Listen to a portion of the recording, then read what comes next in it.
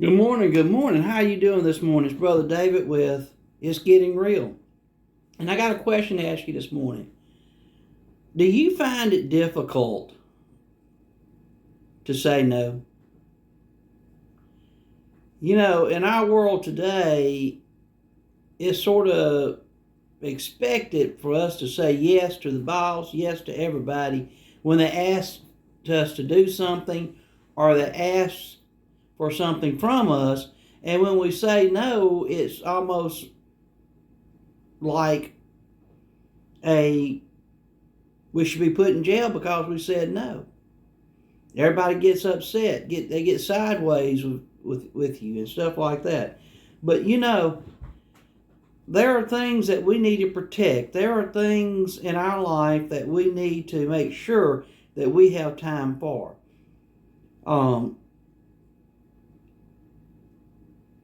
We are not hired slaves for our employers.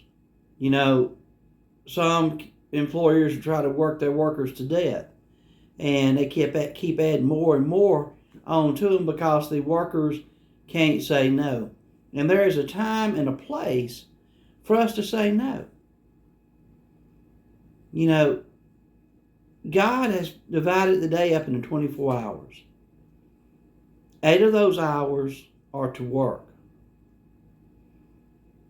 8 of those hours is to be devoted to Him, and 8 of those hours is for our family and rest. And we need to protect 16 of those hours. And we're going to worship God all 24 hours of the day, but He has set aside specifically 8 hours to serve and worship Him each day. And there are things that we need to say no to. If it's illegal, we need to say no to it. If it's not safe, we need to say no to it. We have that right. Not only do we have that right given to us by God, but also we have that right given to us by law to keep ourselves safe. So, we need to learn to say no. There are times that we need to say it. Even Jesus said no. If you will, you turn into Mark chapter 5, and Jesus has dealt with a demon-possessed man in these verses. And He had expelled the demon, and the man had asked Christ to come to go with him. And this is what Jesus said to him. And when he got into the boat, he who had been demon-possessed begged him that he might be with him. However, Jesus did not permit him, but said to him, "Go home to your friends and tell them what great things the Lord has done for you, and how He has had compassion on you." And he departed and began to proclaim in Decapolis all that Jesus had done for him, and all marveled. You see, Jesus, in our minds, this guy was going to be probably a better servant than the ones He had chosen. But Jesus said no to him coming with him for a greater purpose. You notice this man who had been demon-possessed followed His instructions from Christ. Christ said no to him. The man desired wholeheartedly to go with Christ. But Christ said no to him because He knew the man would have a greater impact on his family, on his friends, and on the community back in his city. So Jesus sent him back to carry the message, to carry the word to those in the city. Sometimes we say no so that others can proclaim, can be greater.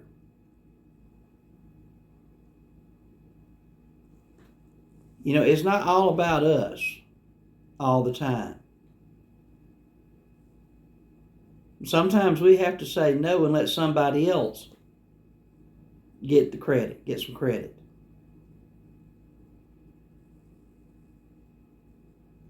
It's not bad to say no. for the right reason. If somebody wants us to do something that is not godly, we ought to say no. If somebody wants us to support or just go along with something because everybody else is doing it, and we know it's not right, we are to say no. There are times that we have to stand up to the world. We need to proclaim Christ by saying yes, and we need to proclaim Christ by saying no. Don't get so caught up in the world that you can't enjoy what God has given you.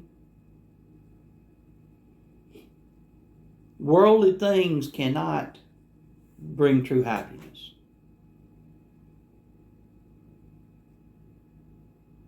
Only God can bring happiness.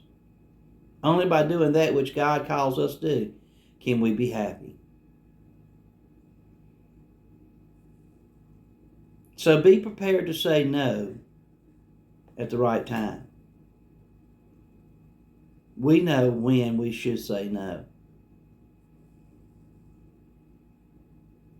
And no is okay. And until the next time, have a great day. God bless you.